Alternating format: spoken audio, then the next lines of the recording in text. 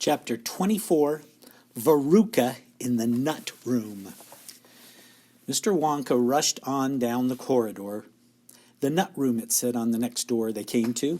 "All right," said Mr. Wonka, "stop here for a moment and catch your breath and take a peek through the glass panel of this door. But don't go in.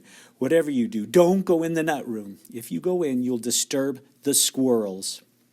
Everyone crowded around the door. "Oh, look, Grandpa, look!" cried Charlie. "Squirrels!" shouted Veruca Salt.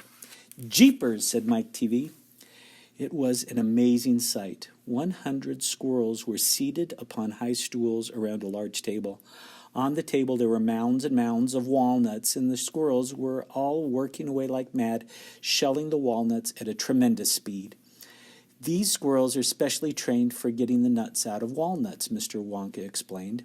"Why use squirrels?" Mike TV asked. "Why not use Oompa Loompas?" "Because," said Mr. Wonka, "Oompa Loompas can't get walnuts out of the walnut shells in one piece. They always break them in two. Nobody except squirrels can get walnuts whole out of walnut shells every time. It is extremely difficult, but in my factory I insist upon using only whole walnuts. Therefore, I have to have squirrels to do the job. Aren't they wonderful, the way they get those nuts out? And see how they first tap each walnut with their knuckles to be sure it's not a bad one. If it's bad, it makes a hollow sound, and they don't bother to open it. They just throw it down the garbage chute. There, look, watch that squirrel nearest us. I think he's got a bad one now." They watched the little squirrel as he tapped the walnut shell with his knuckles. He cocked his head to one side, listening intently. Then suddenly he threw the nut over his shoulder into a large hole in the floor. "Hey, Mommy!" shouted Veruca Salt suddenly. "I've decided I want a squirrel! Get me one of those squirrels!" "Don't be silly, sweetheart," said Mrs. Salt. "These belong to Mr. Wonka." "I don't care about that," shouted Veruca. "I want one! All I've got at home is 2 dogs and 4 cats and 6 bunny rabbits and 2 parakeets and 3 canaries and a green parrot and a turtle and a bowl of goldfish and a cage of white mice and a silly old hamster. I want a squirrel!" "All right, my pet," Mrs. Salt said soothingly. "Mummy'll get you a squirrel just as soon as she possibly can." "But I don't want any old squirrel," Veruca shouted. "I want a trained squirrel." At this moment, Mr. Salt, Veruca's father, stepped forward. "Very well, Wonka," he said importantly, taking out a wallet full of money. "How much do you want for one of these crazy squirrels? Name your price." "They're not for sale," Mr. Wonka answered. "She can't have one." "Who says I can't?" shouted Veruca. "I'm going to grab me a squirrel this very minute." "Don't," said Mr. Wonka quickly, but he was too late. The girl had already thrown open the door and rushed in. The moment she entered the room, 100 squirrels stopped what they were doing and turned their heads and stared at her with small, black, beady eyes. Veruca stopped also and stared back at them. Then her gaze fell upon a pretty little squirrel, hip hip hooray, sitting nearest to her at the end of the table. The squirrel was holding a walnut in its paw. "All right," Veruca said, "I'll have you." She reached out her hands to grab the squirrel. But as she did so, in that first split second when her hands started to go forward, there was a sudden flash of movement in the room, like a flash of brown lightning, and every single squirrel around the table took a flying leap towards her and landed on her body. 25 of them caught hold of her right arm and pinned it down. 25 more caught hold of her left arm and pinned that down. 25 caught hold of her right leg and anchored it to the ground. 24 caught hold of her left leg. And the one remaining squirrel, obviously the leader of them all, climbed up onto her shoulder and started tapping the wretched girl's head with his knuckles. "Save her!" screamed Mrs. Salt. "Veruca, come back! What are they doing to her?" "They're testing her to see if she's a bad nut," said Mr. Wonka. "You watch." Veruca struggled furiously. Hip hip hooray! But the squirrels held her tight and she couldn't move. The squirrel on her shoulder went tapping the side of her head with his knuckles. Then, all at once, the squirrels pulled Veruca to the ground and started carrying her across the floor. "My goodness, she is a bad nut after all," said Mr. Wonka. Her head must have sounded quite hollow. Veruca kicked and screamed, but it was no use. The tiny, strong paws held her tightly, and she couldn't escape. "Where are they taking her?" shrieked Mrs. Salt.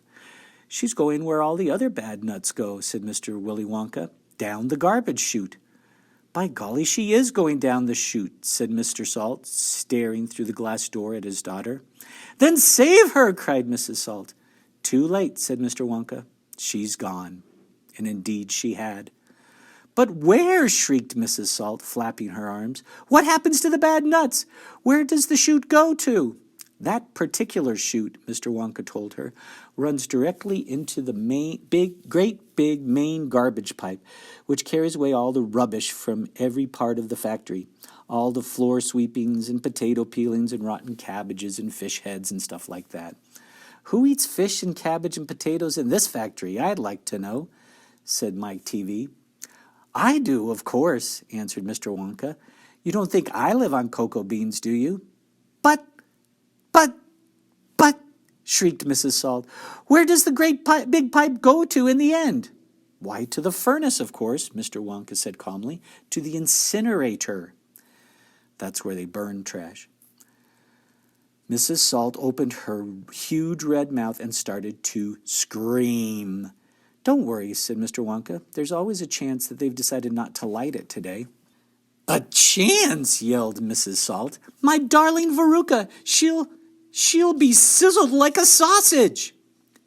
"Hey, sizzled like the sausage? That's what happened to the enormous crocodile, hip hip hooray." "Quite right, my dear," said Mr. Salt. "Now see here, Wonka," he added, "I think you've gone just a shade too far this time. I do indeed. My daughter may be a bit of a frump, I don't mind admitting it, but that doesn't mean you can roast her to a crisp. I'll have you know I'm extremely cross about this. I really am." Hip hip hooray. "Oh, don't be cross, my dear sir." Hip hip hooray, said Mr. Wonka. "I expect she'll turn up again sooner or later. She may not even have gone down all the way. She may be stuck in the chute just below the entrance hole. And if that's the case, all you have to do is go in and pull her out again." Hearing this, both Mr. and Mrs. Salt dashed into the nut room and ran over to the hole in the floor and peered in. "Veruca!" shouted Mrs. Salt. "Where? Are you down there?" There was no answer. Mrs. Salt bent further forward to get a closer look. She was now kneeling right on the edge of the hole with her head down and her enormous behind, hip hip hooray, sticking up in the air like a giant mushroom. It was a dangerous position to be in. She needed only one tiny little push, one gentle nudge in the right place. And that is exactly what the squirrels gave her. Over she toppled into the hole head first, screeching like a parrot. "Good gracious me," said Mr. Salt as he watched his fat wife go tumbling down the hole. "What a lot of garbage there's going to be today." He saw her disappearing into the darkness. "What's it like down there, Angina?" he called out. He leaned further forward. The squirrels rushed up behind him. "Help!" he shouted. But he was already toppling forward, and down the chute he went, just as his wife had done before him, and his daughter. "Oh, dear," cried Charlie, who was watching with the others through the door. "What on earth's going to happen to them now?" "I expect someone will catch them at the bottom of the chute," said Mr. Wonka. "But what about the great fiery incinerator?" asked Charlie. "They only light it every other day," said Mr. Wonka. "Perhaps this is one of the days when they let it go out. You never know, they might get lucky." "Shh," said Grandpa Joe. "Listen, here comes another song." From far away down the corridor came the beating of drums. Then the singing began. "Veruca Salt," sang the Oompa Loompas. "Veruca Salt, the little brute, has just gone down the garbage chute. And as we very rightly thought that in a case like this we ought to see this thing completely through, we polished off her parents, too. Down goes Veruca down the drain, and here perhaps we should explain that she will meet as she descends a rather different sort of friends to those that she has left behind. These won't be nearly so refined. A fish head, for example, cut this morning from a halibut. Hello, good morning, how do you do? How nice to meet you, how are you? And then a little further down, a mass of others gather round. A bacon rind, some rancid lard, a loaf of bread gone stale and hard, a steak that nobody could chew, an oyster from an oyster stew, some liverwurst so old and gray one smelled it from a mile away, a rotten nut, a reeky pear, a thing the cat left on the stair, and lots of other things as well, each with a rather horrid smell. These are Veruca's found friends that she will meet as she descends, and this is the price she has to pay for going so very far astray. But now, my dears, we think you might be wondering, is it really right that every single bit of blame and all the scolding and the shame should fall upon Veruca Salt? Is she the only one at fault? For though she's spoiled and dreadfully so, a girl can't spoil herself, you know. Who spoiled her then? Ah, who indeed?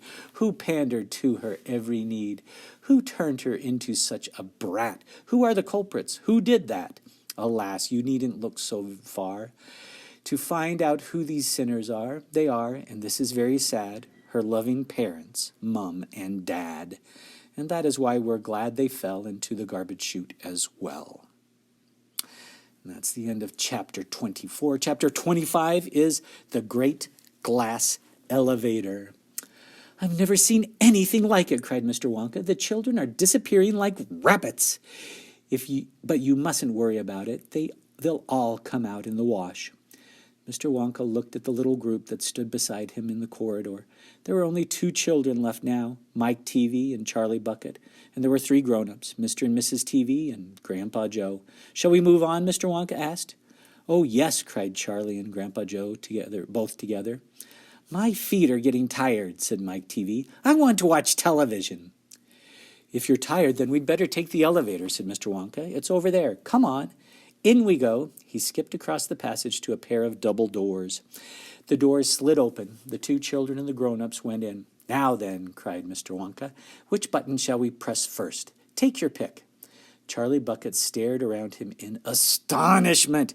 Hip, hip, hooray. This was the craziest elevator he had ever seen. There were buttons everywhere. The walls and even the ceiling were covered all over with rows and rows and rows of small black push buttons.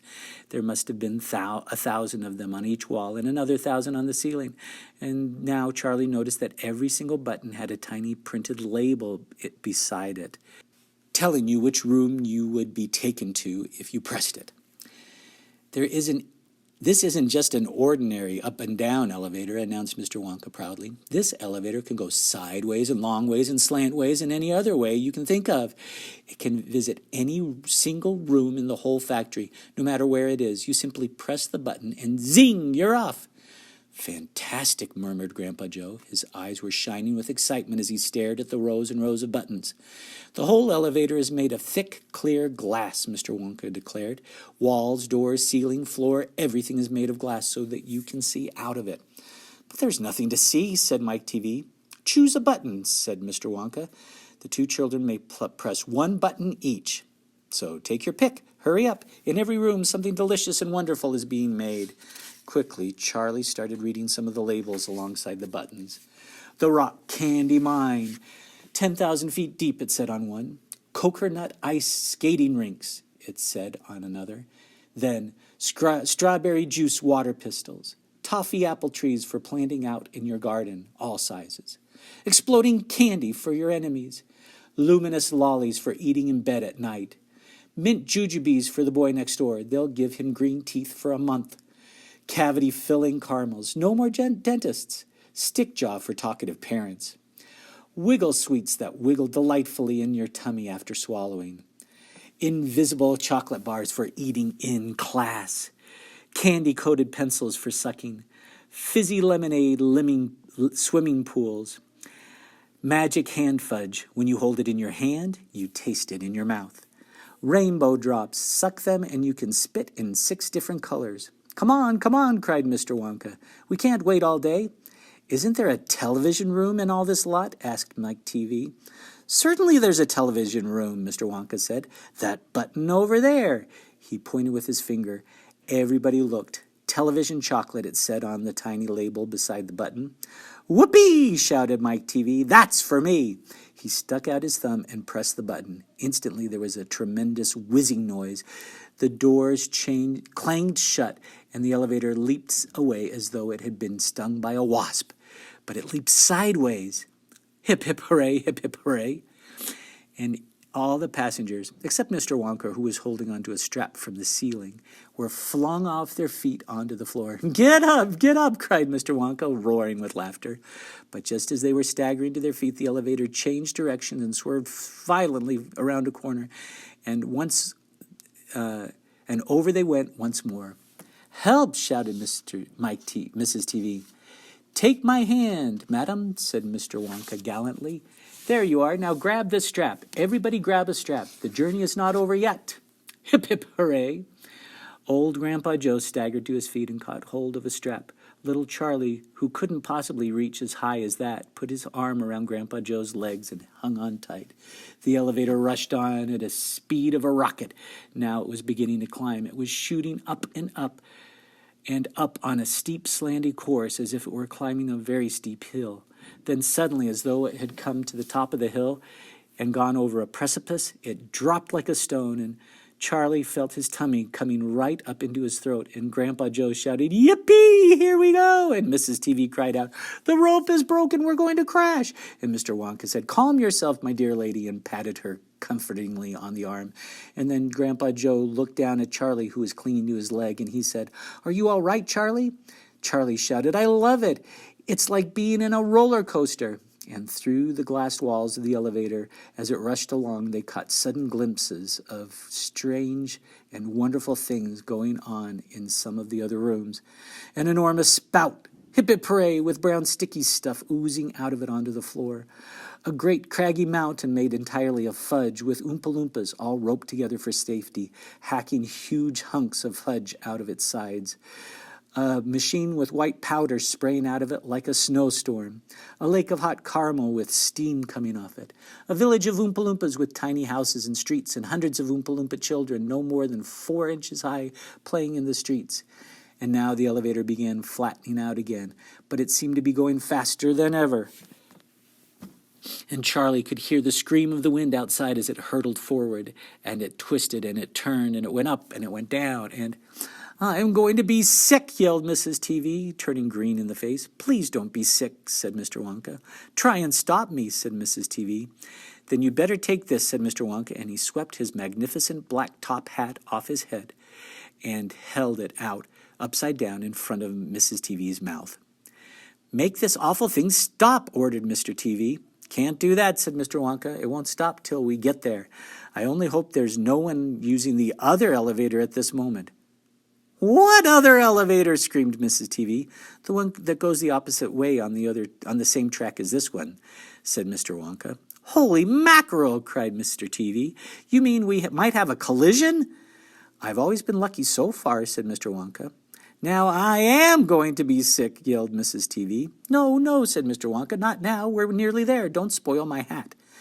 The next moment there was a screaming of brakes, and the elevator began to slow down. Then it stopped altogether. Some ride, said Mr. TV, wiping his great sweaty face with a handkerchief. Never again, gasped Mrs. TV. Hip hip hooray! And then the doors of the elevator slid open, and Mr. Wonka said, Just a minute now. Listen to me. I want everyone to be very careful in this room.